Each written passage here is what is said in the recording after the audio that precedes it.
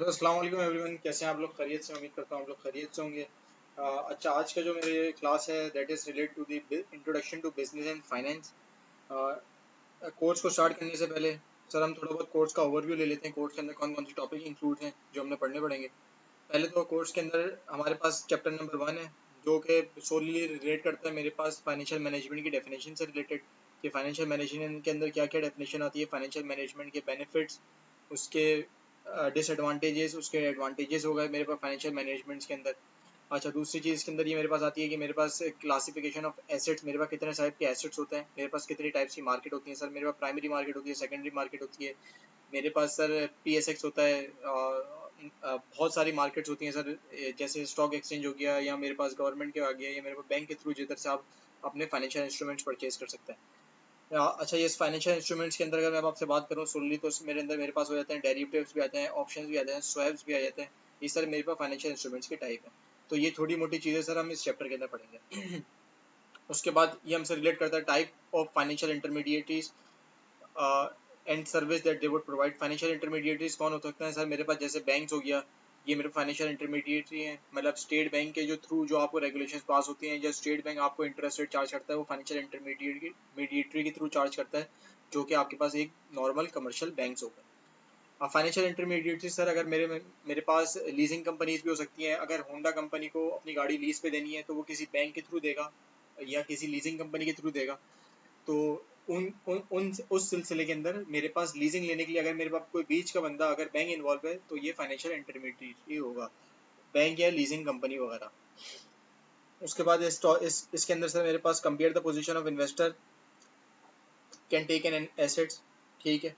उसके बाद मेरे पास प्राइमरी और सेकेंडरी मार्केट, सर मैं आपको बता चुका हूँ मेरे पास दो किस्म की मार्केट्स होती हैं, एक होती है प्राइमरी मार्केट, दूसरी होती है मेरे पास सेकेंडरी मार्केट। प्राइमरी मार्केट और सेकेंडरी मार्केट में क्या फ़र्क है मैं आपको बता देता हूँ। प्राइमरी मार्केट, अगर मैं आपसे पाकिस्तान इन्वेस्टमेंट बॉन्ड्स की बात करूँ, या मेरे पास टर्म फाइनेंस सर्टिफिकेट्स बात करूँ, या मेरे पास फंड्स की बात करूँ, फॉर एग्जांपल मेरे पास सेविंग बॉन्ड्स हो गए, मेरे पास पाकिस्तान इन्वेस्टमेंट बॉन्ड्स हो गए, मेरे पास टी बिल्स हो गए, ये सारी गवर्नमेंट इशूज़ करती है। ये सारी चीज़ें गवर्नमेंट मेरे पास इशू करती है। अगर मैं डायरेक्ट जाके स्टेट बैंक ऑफ पाकिस्तान से जाके खुद खरीद लूँ बॉन्ड, तो ये मेरे पास इसकी प्राइमरी मार्केट क्या हो जाएगी? State bank of Pakistan. लेकिन इन केस मेरे पास स्टेट बैंक ऑफ पाकिस्तान क्या करता है, मेरे पास स्टेट बैंक ऑफ पाकिस्तान को जब भी कोई पाकिस्तान इन्वेस्टमेंट बॉन्ड इशू करने होते हैं, तो वो पहले सारे कमर्शियल बैंक को बुलाता है। कमर्शियल बैंक के अंदर कौन कौन से हो जाते हैं सर मेरे पास? वो UBL को बुलाता है, वो HBL बैंक वालों को बुलाता है। अब ये सारी चीज़ें जो मेरे पास बॉन्ड्स वगैरह इशू करते हैं, वो UBL और HBL को करते हैं इशू। और जो HBL जो होती है, वो आपको एक पब्लिक को, जनरल पब्लिक को इशू करते हैं। तो मेरे लिए प्राइमरीली मार्केट कौन सी होगी? स्टेट बैंक ऑफ पाकिस्तान के जाके अगर खरीद सकता हूँ स्टेट बैंक ऑफ पाकिस्तान से, तो स्टेट बैंक से पाकिस्तान से खरीदूंगा। या अगर नहीं खरीद सकता तो मैं उनके फाइनेंशियल इंटरमीडिएटरी से खरीदूंगा। फाइनेंशियल इंटरमीडिएटरी कौन होंगे? मेरे पास जो भी कमर्शियल बैंक, मेरे पास जो भी कमर्शियल बैंक होंगे वो मेरे पास फाइनेंशियल इंटरमीडिएटरी होंगे। ठीक हो गया। और ये क्या, इनका काम क्या होता है? मेरे पास कमर्शियल बैंक का काम क्या होता है? मेरे पास जो भी मेरे पास फंड्स होगा, ये सारे जनरल पब्लिक को इशू करें। तो मेरे पास अगर जनरल पब्लिक को डायरेक्ट स्टेट बैंक से नहीं, या कोई लीजिंग कंपनी या फॉर एग्जांपल बैंक के थ्रू खरीद रहे हैं, तो बीच के अंदर जो बंदा है वो मेरे पास किसी सेकेंडरी पार्टी के थ्रू, एजेंट के थ्रू खरीद रहे हैं, तो मेरे पास ये सेकेंडरी मार्केट हो जाएगी। उसके बाद ये कहता है describe how the securities contract currency is traded in the coded driven या ऑर्डर ड्रिवन या brokered market. Describe the characteristics of the well furnishing financial instrument. मेरे पास objective of financial market regulation, market regulation के क्या objective है sir? इसके अंदर वही बेसिक ऑब्जेक्टिव्स बता रहे हैं। आपके पास मार्केट रेगुलेशन के दो ऑब्जेक्टिव होते हैं, एक तो मेरे पास फिस्कल पॉलिसीज होती हैं, और दूसरा मेरे पास एक होता है मॉनेटरी पॉलिसी। ये हम जब चैप्टर को पढ़ेंगे सर, उसके अंदर हम सब चीज़ें कवर करेंगे। फिस्कल पॉलिसी के एक काम होता है, क्या काम होता है सर मेरे पास? फिस्कल पॉलिसी का होता है कि टैक्स कलेक्शन होना है, और गवर्नमेंट और मेरे पास दोनों पॉलिसीज की एक इनफ्लो या आउटफ्लोज होते हैं। मेरे पास इसका इनफ्लो क्या होगा फिस्कल पॉलिसीज का? उसने बोला गवर्नमेंट टैक्स कलेक्ट करेगी, ठीक है, और उन टैक्स के ऊपर आउटफ्लो लगाएगी। किस चीज़ के ऊपर आउटफ्लो लगेगी? आपके लिए रोड्स वगैरह बनाएगी, कंस्ट्रक्शन वगैरह करेगी। तो इनफ्लो मेरे पास टैक्स से हो जाएंगे, और आउटफ्लो गवर्नमेंट करेगी अपने एक्सपेंडिचर के लिए। अब ये दोनों चीज़ें मेरे पास फिस्कल पॉलिसीज लाती हैं। मॉनेटरी पॉलिसी क्या होता है, उसने बोला इक्वल डिस्ट्रीब्यूशन ऑफ वेल्थ के लिए इस्तेमाल हो सकती है मेरे पास, ताकि सबके पास बराबर डिस्ट्रीब्यूशन ऑफ वेल्थ रहे, इसलिए स्टेट बैंक ऑफ पाकिस्तान जो होता है मेरे पास मॉनेटरी पॉलिसी इस्तेमाल करता है। मॉनेटरी पॉलिसी क्या होता है मेरे पास, काइबोर के रेट। अक्सर काइबोर क्या होता है मेरे पास, Karachi inter bank borrower rate. जैसे ये वो रेट होता है जिसके ऊपर बैंक आपको लोन देगा, जिसके ऊपर बैंक आपको क्या देता है, मुझे लोन देता है। आजकल जैसे अभी आजकल के टर्म्स में क्या चल रहा है, 22% 23% मेरे पास जो मेरे पास सूद का रेट चल रहा है उसे कहते हैं मेरे पास काइबोर रेट। उसके बाद मेरे पास जो सेकंड टॉपिक आ जाता है वो मेरे पास रिलेट करता है टाइम वैल्यू ऑफ मनी। ये बहुत ज़बरदस्त कॉन्सेप्ट है sir, time value of money. ये टाइम वैल्यू ऑफ मनी का कॉन्सेप्ट आपको बताता है कि आज अगर मेरे पास 100 रुपये हैं, तो मेरे पास एक साल बाद सर, आफ्टर 1 ईयर,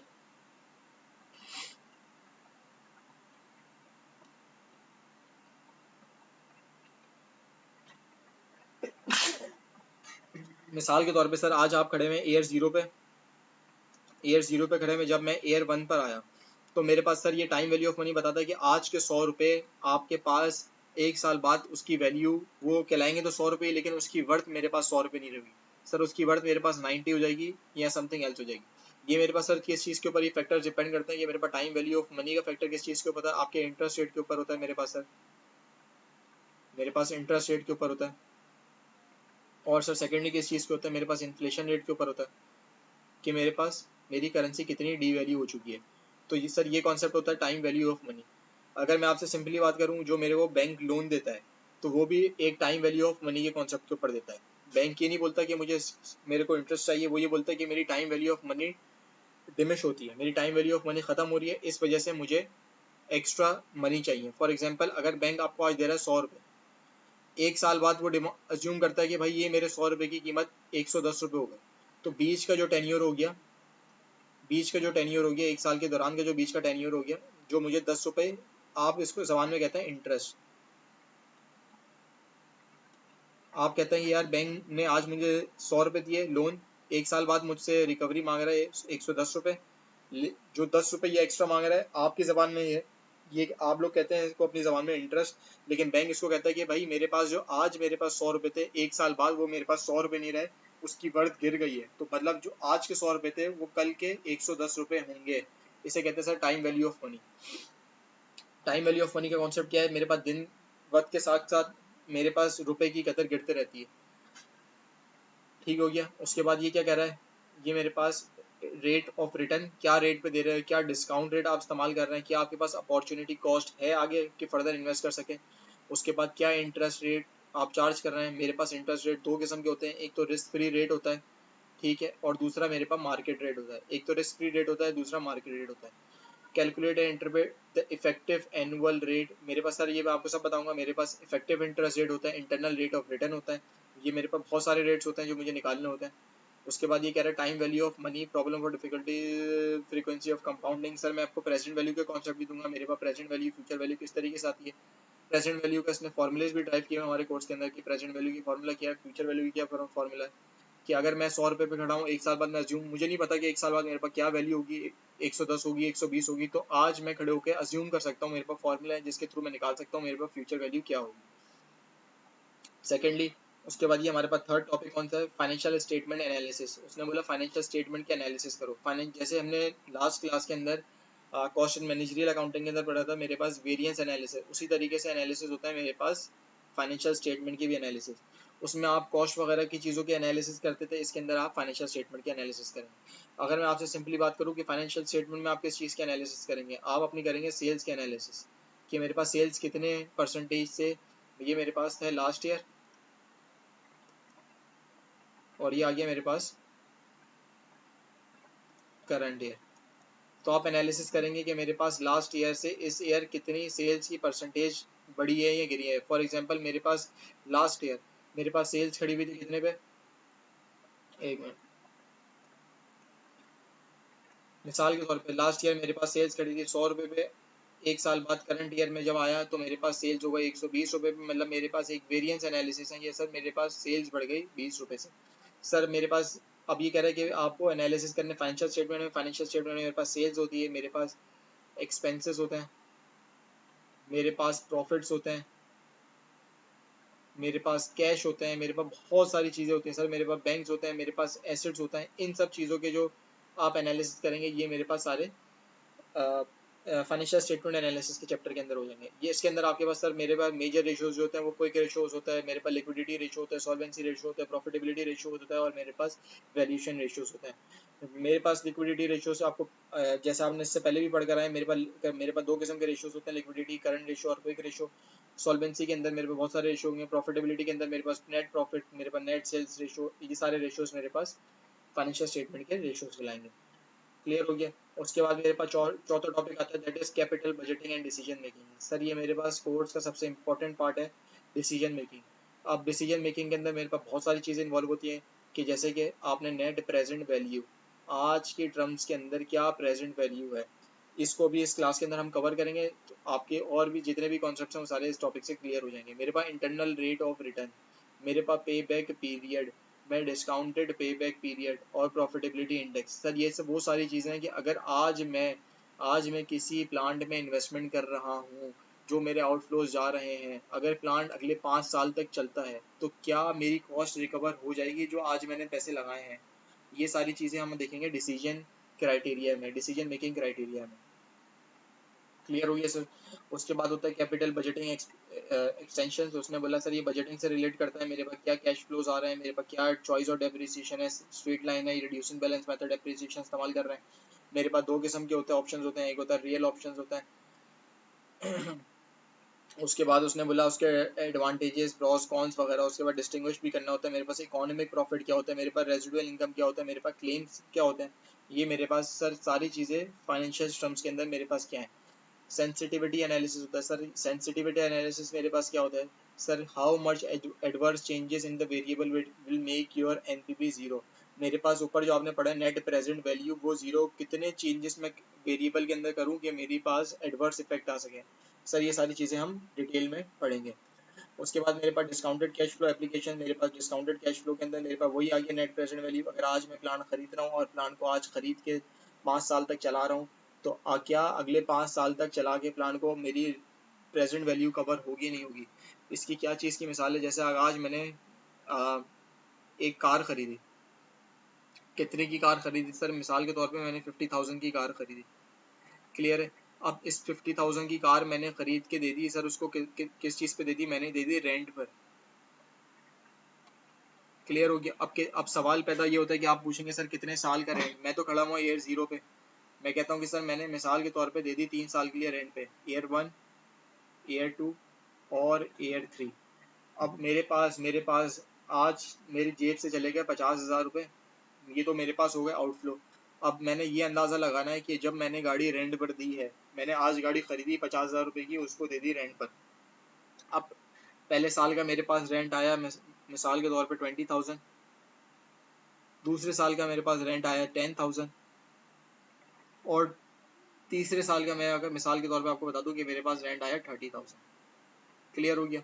तो मेरे पास 30,000 प्लस 10,000 प्लस 20,000, तो ये तीनों को जब मैंने ऐड करके प्रेजेंट वैल्यू लाया, तो मेरे पास 30 प्लस 10 40, 50 और 60, तो मेरे पास ये होगा सर कितने, 60,000। तो ये कहता है कि अगर मैं आज गाड़ी 50,000 रुपये की खरीदता हूँ, उसको रेंट पर देता हूँ, और रेंट पे देने से जो मेरे पास फ्यूचर प्रिडिक्टेड कैश फ्लोज आएंगे, तो मेरे पास बेनिफिट होगा कितने का, 10,000 का। ये अज्यूम करने के लिए आप निकालते हैं नेट प्रेजेंट वैल्यू।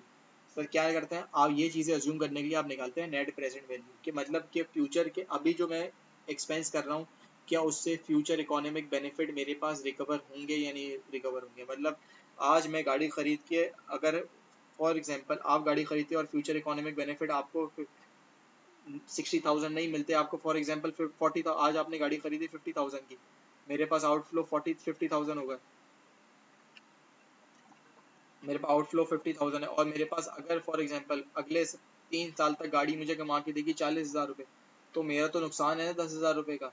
तो सर ये सारी चीज़ें मेरे पास डिसीजन मेकिंग के अंदर, डिस्काउंटेड कैश फ्लोज के अंदर चीज़ें कवर करनी पड़ेंगी। क्या फ़ायदेमंद है, अगर ये फ़ायदेमंद है तो मैं इन्वेस्ट करूँगा, अगर मेरे पास फ़ायदेमंद नहीं है तो मैं अपना पैसा इधर इन्वेस्ट नहीं करूँगा, किसी और चीज़ में इन्वेस्ट करूँगा। क्लियर हो गया सर। यहाँ तक मेरे पास सब चीज़ें थी, मेरे कोर्स की पूरी आउटलाइन मैंने आपको ड्राइव कर दी है, कोर्स के अंदर क्या क्या चीज़ें हैं, किस चीज़ को हम किस तरीके से लेकर चलेंगे। क्लियर है। सेकेंडली एक हम पास्ट पेपर को देख लेते हैं ताकि हमें एक आइडियाज़ के मुझे किस तरीके से मेरे पास पास्ट पेपर आ रहा है इसका।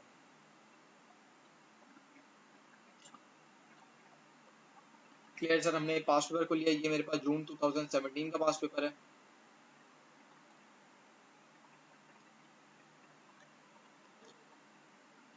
अच्छा सर, जून 2017 मेरे पास अटेम्प्ट करने सर कितने सवाल अटेम्प्ट करने, उसने बोला आपको सिर्फ 4 सवाल अटेम्प्ट करने हैं। ठीक है। उसके बाद उसने कौन कौन से सवाल सर आ गए मेरे पास। एक तो मेरे आप मैंने आपको बताया था सबसे पहले आपके पास फाइनेंशियल एनालिसिस था जिसके अंदर आपने करंट रेशियो क्विक रेशियोज वगैरह सब निकालने थे। तो ये वाला सवाल आ गया सर मेरे पास जो फाइनेंशियल एनालिसिस से सवाल ड्राइव होगा।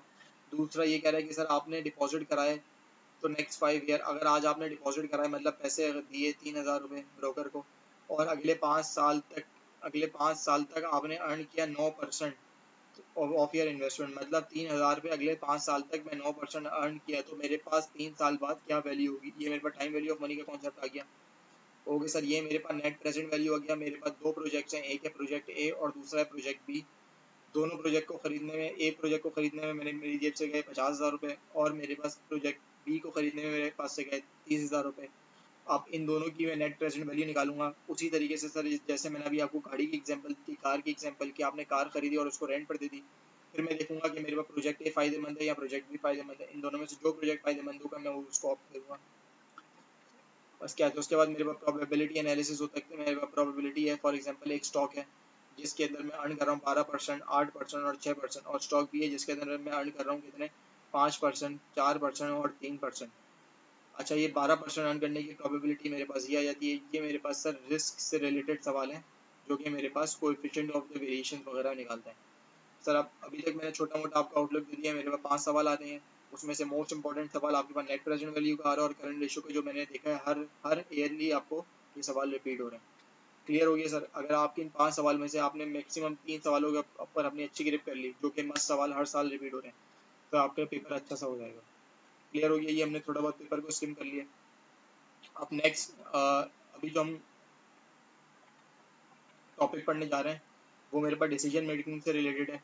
Capital budgeting, decision making. अभी कह रहे हैं कि डिसीजन मेकिंग, अब आपके पास डिसीजन मेकिंग जब आप सोचते हैं तो मेरे पास मैं आपको बता रहा हूँ कि 4 किस्म की डिसीजन मेकिंग नॉर्मली आ रही होती है। Number 1 is the pay back period, number 2 the discounted pay back, और नंबर 3 मेरे पास होगा नेट प्रेजेंट वैल्यू, और नंबर 4 मेरे पास इंटरनल रेट ऑफ रिटर्न। यहाँ पे मैं लिख देता हूँ सर, 1 मिनट आप थोड़ा वेट कीजिएगा।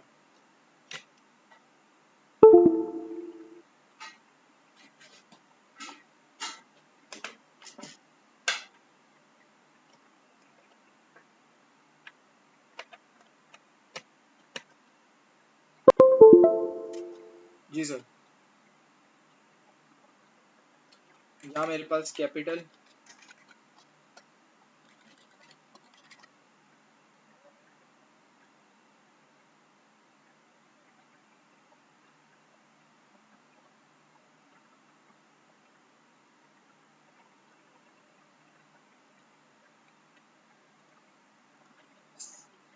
सर ये मेरे पास टॉपिक है कैपिटल बजटिंग, जिससे मैं रिलेटेड पढ़ रहा हूँ क्या चीज़, डिसीजन मेकिंग।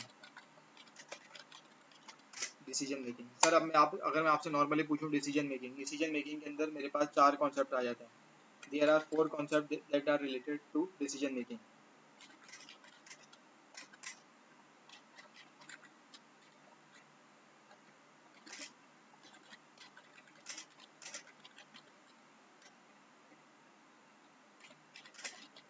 सर मेरे पास 4 कॉन्सेप्ट हैं जिससे जो कि मेरे पास रिलेट कर रहे हैं किस चीज़ से, डिसीजन मेकिंग से। अब आपका सवाल होता है सर मेरे पास कौन कौन से 4 कॉन्सेप्ट हैं। Number 1 is the net present value. Number 1 क्या है सर मेरे पास, net present value.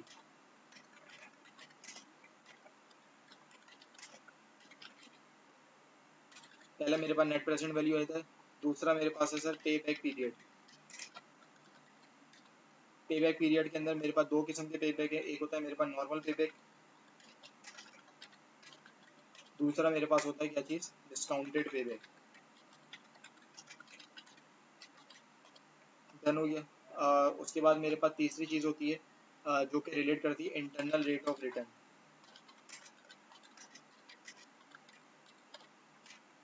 Internal rate of return से मेरे पास तीसरी चीज़ रिलेट होती है। एक मेरे पास होता है नेट प्रेजेंट वैल्यू, पे back period, internal rate of return, और इंटरनल रेट ऑफ रिटर्न मेरे पास पे बैक पीरियड आ गया।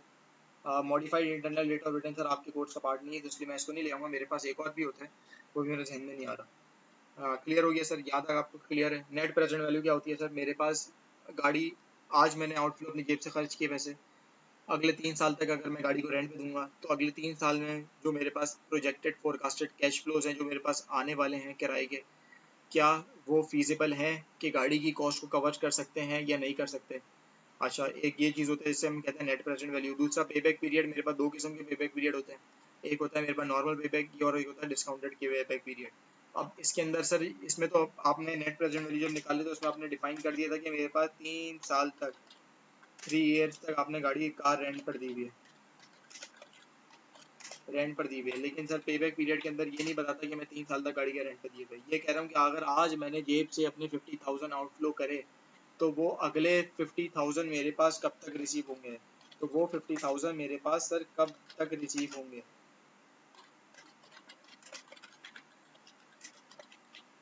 सर क्या वो मेरे पास 1 साल में रिसीव हो जाएंगे, या वो मेरे पास 2 साल में रिसीव हो जाएंगे, या वो मेरे पास 3 साल में रिसीव होंगे? सर ये सारी चीज़ें जो होती हैं ये मेरे पास होता है पे बैक पीरियड, कि मतलब मेरे पास कब पैसे वापसी मुझे मिलेंगे।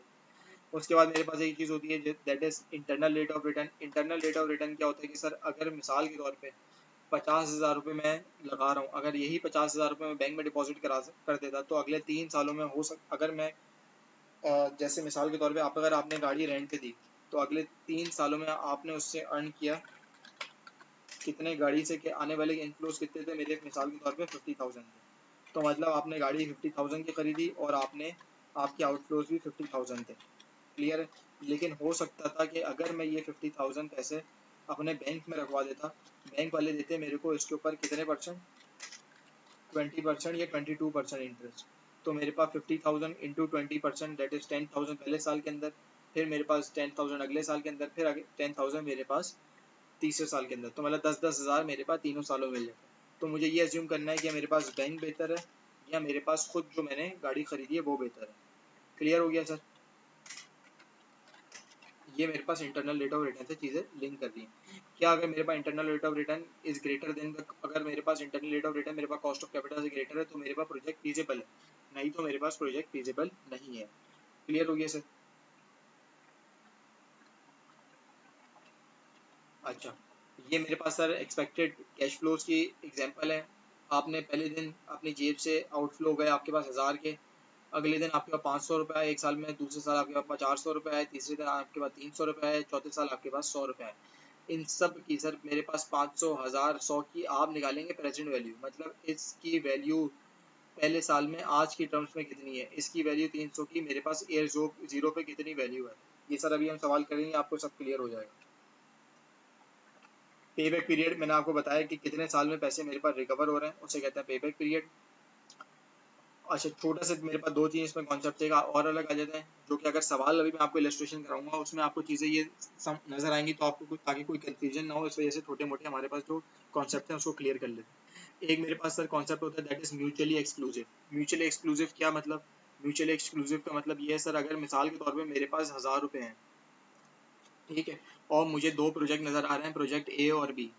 अब मेरे पास तो जेब में 1,000 रुपये ही है, या तो मुझे एक प्रोजेक्ट ए में पैसे खर्च करने पड़े या प्रोजेक्ट बी में पैसे खर्च करूँ, मतलब इन दोनों में से किस प्रोजेक्ट में खर्च से ज़्यादा इन प्रोजेक्ट में, मतलब प्रोजेक्ट ए ऑप्ट करूँ या प्रोजेक्ट बी ऑप्ट करूँ, इन दोनों में से कौन सा प्रोजेक्ट मैं ऑप्ट करूँ और उसमें से सबसे ज़्यादा मेरे पास बेनिफिट किस में होगा, प्रोजेक्ट ए में होगा या प्रोजेक्ट बी में होगा, इसे कहते हैं म्यूचुअली एक्सक्लूसिव प्रोजेक्ट। क्लियर हो गया? दूसरा होता है मेरे पास इंडिपेंडेंट प्रोजेक्ट, मतलब मेरे पास सर बहुत पैसे हैं, पहले मेरे पास 1,000 रुपये तक रिस्ट्रिक्टेड थे, अब मेरे पास 10,000 रुपये हैं। अब मेरे पास बहुत सारे प्रोजेक्ट्स हैं, ज़रूरी नहीं है कि मेरे पास एक ही प्रोजेक्ट में ऑप्ट करूँ, मैं प्रोजेक्ट ए के अंदर इन्वेस्टमेंट करूँ, मेरे पास ज़्यादा पैसे हैं, मैं प्रोजेक्ट ए में भी कर सकता हूँ और प्रोजेक्ट बी में भी कर सकता हूँ। इसलिए मैं अपने रिस्क को डाइवर्सिफाई कर सकता हूँ, इंस्टेड कि मैं एक ही प्रोजेक्ट में, दो प्रोजेक्ट में से एक प्रोजेक्ट ऑप्ट करूँ, मैं बहुत सारे प्रोजेक्ट्स में इन्वेस्टमेंट कर दूंगा ताकि मेरा रिस्क डाइवर्सिफाई हो जाए। देखें, अगर मैं आपसे नॉर्मली बात करूं, मेरे पास दो किस्म के इन्वेस्टर होते हैं। एक होता है मेरे पास नॉर्मल इन्वेस्टर, एक होता है मेरे पास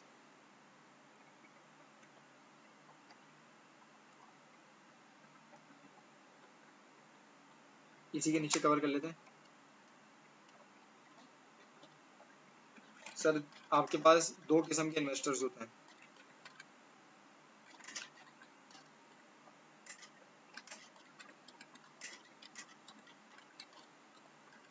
दो किस्म के इन्वेस्टर्स होते हैं। एक क्या होता है, आपके पास एक नॉर्मल इन्वेस्टर्स होते हैं, और दूसरा क्या होता है, आपके पास एक होता है रैशनल इन्वेस्टर।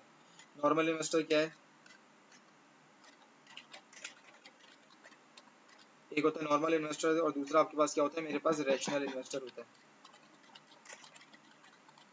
मेरे पास नॉर्मल इन्वेस्टर कौन सा इन्वेस्टर होता है, जो बगैर सोचे समझे कहीं भी इन्वेस्टमेंट कर देता है, वो मेरे पास नॉर्मल इन्वेस्टर होता है। दूसरा मेरे पास होता है rational investor.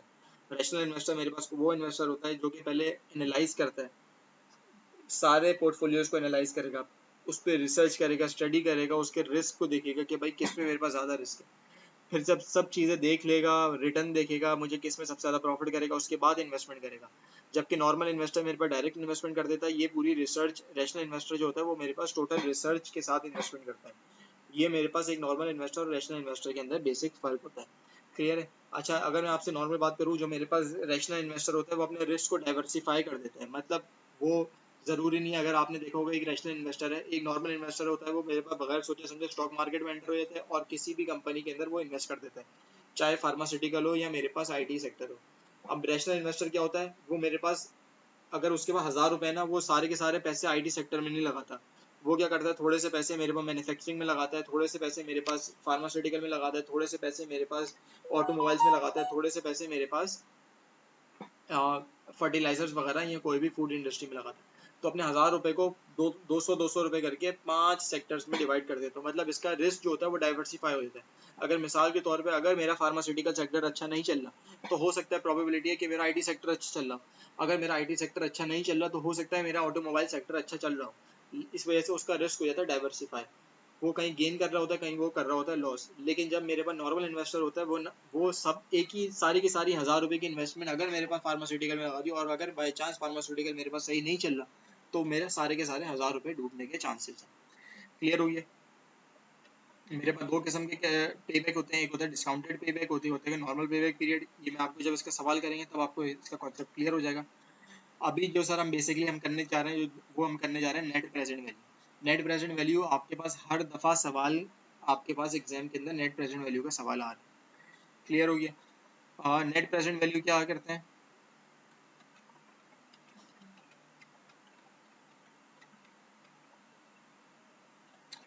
Okay sir, net present value का सवाल करने से पहले हम थोड़ी सी इलस्ट्रेशन कर लेते हैं, जिसके अंदर मेरे पास प्रेजेंट वैल्यू का कॉन्सेप्ट है। तो पहले मैं आपको छोटा सा प्रेजेंट वैल्यू कॉन्सेप्ट बता दूं, उसके बाद फिर हम नेट प्रेजेंट वैल्यू का सवाल करते हैं। अब सर मेरे पास कॉन्सेप्ट आता है जो कि है मेरे पास किस चीज़ से रिलेटेड, वैल्यू से रिलेटेड। प्रेजेंट वैल्यू का कॉन्सेप्ट ये है कि सर मेरे पास फॉर एग्जांपल अगर आज,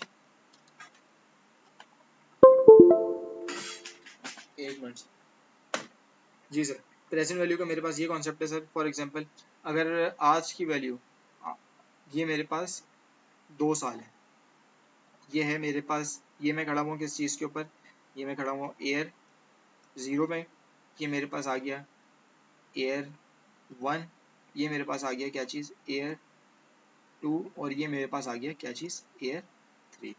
मेरे पास एक, अगर मिसाल के तौर पे किसी ने मुझे कहा कि आपको पैसे मिलेंगे 100 रुपये eight the end of air 3, आज आप ऐसा करें, या तो फॉर एग्जांपल मेरे पास 3 साल हैं, एयर 0, एयर 1, एयर 2, एयर 3। अगर मैंने आज बैंक में पैसे डाले कि फॉर एग्जांपल 1 लाख रुपए, बैंक में मैंने डाले 1 लाख रुपए, बैंक वाले क्या कर रहे हैं, वो कहेंगे मुझे आपको सर हम आपको देंगे कितना, 10,000 एनुअली, मतलब हर साल आपको 10,000 रुपये मिलेंगे। 10,000 इधर भी मिले, मुझे 10,000 इधर भी मिले।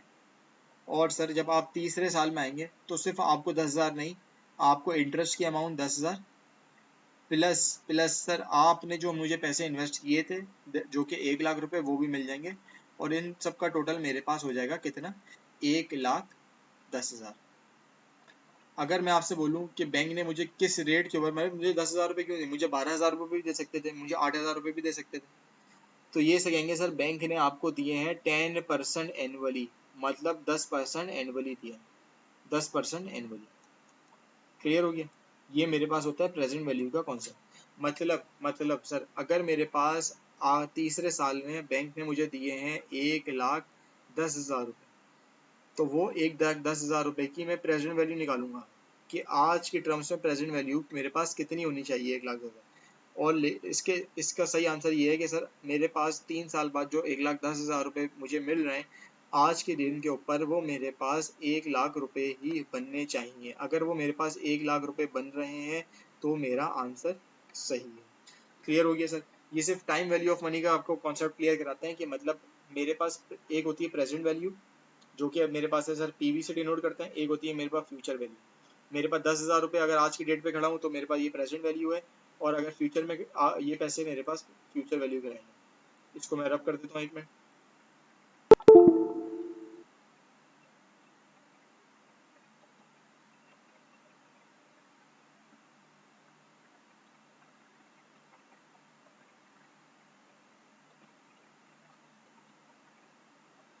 देखिए सर, एक बच्चे ने कहा है कि इस सवाल की इलस्ट्रेशन सर वापसी करवा दें।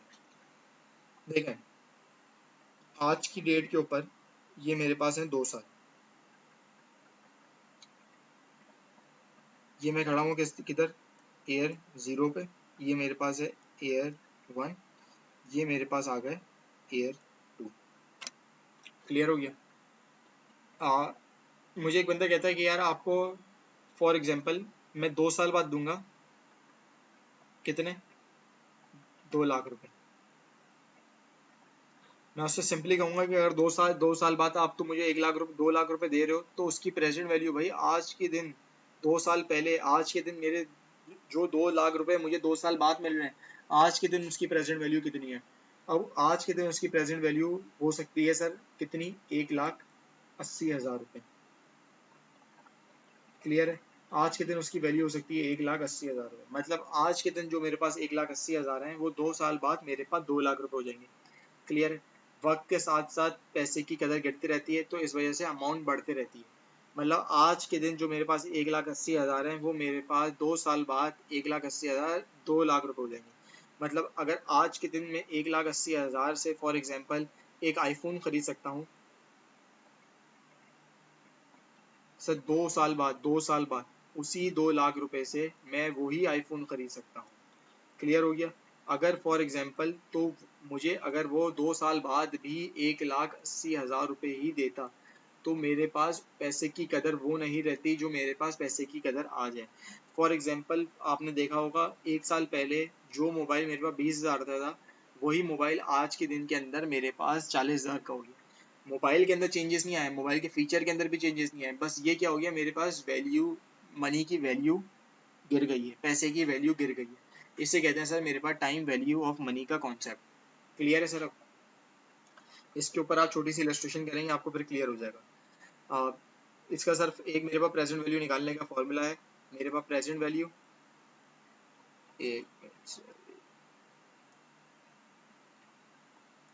मेरे पास सर प्रेजेंट वैल्यू निकालने का फॉर्मूला है, that is present value is equals to future value. Sir future में जो मुझे वैल्यू मिलने वाली है वो डिवाइडेड बाय 1 प्लस आर की पावर एन। सर पीवी आपको पता है कि प्रेजेंट वैल्यू होती है, मेरे पास आज के दिन की वैल्यू कितनी है, आज के दिन 100 रुपये है, 150 रुपये है, 200 रुपये है। क्लियर है? फ्यूचर में मतलब मेरे पास आने वाले सालों में, मतलब 2 साल बाद, 3 साल बाद, 4 साल बाद जो कीमत होगी, 100 रुपये की जगह 120 रुपये मिल रहे होंगे, 120 की जगह 150 मिल रहे होंगे, और 150 के बदले में मुझे जो 200 रुपये मिल रहे होंगे वो मेरे पास फ्यूचर वैल्यू है। सही है? आपके पास सवाल के अंदर या तो प्रेजेंट वैल्यू गिवन होगी या तो फ्यूचर वैल्यू गिवन होगी, इन दोनों में से एक चीज आपके पास कॉमनली गिवन होती है। क्लियर हो गया? मेरे पास आर कहते हैं रेट ऑफ रिटर्न। यार मुझे बैंक कितने कर्जा दे रहा है, कितने रुपए पे, कितने इंटरेस्ट रेट पे कर्जा दे रहा है, क्या वो 10% रेट चल रहा है मार्केट में, क्या वो 20% मार्केट का रेट चल रहा है, क्या वो 30% मार्केट का रेट चल रहा है? यूजुअली जितने भी सवाल करेंगे उसमें आपके पास 5 to 10% ही रेट वेरी कर रहा होगा। क्लियर है? नंबर ऑफ पीरियड, क्या वो 1 साल के लिए है, 1 ईयर के लिए है, क्या वो 2 ईयर्स के लिए है, क्या वो 3 ईयर्स के लिए है, ये मेरे पास नंबर ऑफ पीरियड्स रिप्रेजेंट करता है नंबर ऑफ पीरियड एन से। क्लियर हो गया सर यहाँ तक? अब उसके ऊपर छोटा सा सवाल कर लेते हैं। What is the present value of rupees 10 and the interest rate of 10% at the end of 2 years compounded annually? मेरे पास सर प्रेजेंट वैल्यू क्या होगी of, for example what is the present value of 10, मेरे पास what is the present value, मेरे पास sir present value क्या होगी, मुझे नहीं पता प्रेजेंट वैल्यू क्या होगी ऑफ रुपीज 10। सर जिस तरह ये बोल रहा है कि ऑफ रुपीज 10 प्रेजेंट वैल्यू क्या होगी, तो मतलब मेरे पास जो 10 गिवन है ये मेरे पास आ गई फ्यूचर वैल्यू। क्लियर हो गई?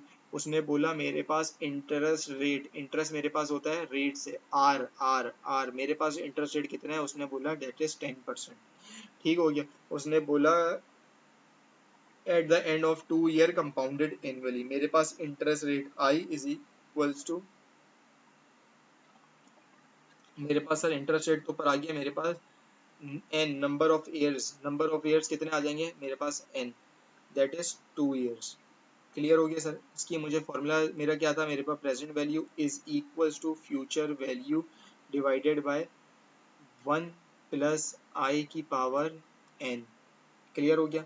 मेरे पास प्रेजेंट वैल्यू क्या है मुझे नहीं पता, तो मैं लिख देता हूँ present value is equals to, मेरे पास फ्यूचर वैल्यू क्या है, मेरे पास फ्यूचर वैल्यू है 10, डिवाइड करता हूँ उसके चीज से 1 प्लस आर, मेरे पास 1 प्लस आर, मेरे पास क्या है सर, आर आपने बताया दैट इज 10%, तो मैं रख देता हूँ 1 प्लस आर 10%, उसकी पावर में रखता हूँ एन जो कि मेरे पास होगी 2। क्लियर हो गया?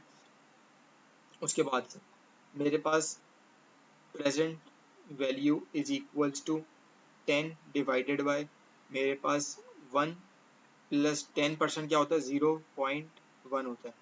क्लियर हो गया? पावर 2, इसको मैंने फर्दर सिंप्लीफाई किया तो 10 डिवाइडेड बाय 1.1 की पावर 2, इसको मैंने फर्दर सिंप्लीफाई किया सर, मेरे पास 1.1 की पावर 2 क्या होती है, निकालें हम अपने पास।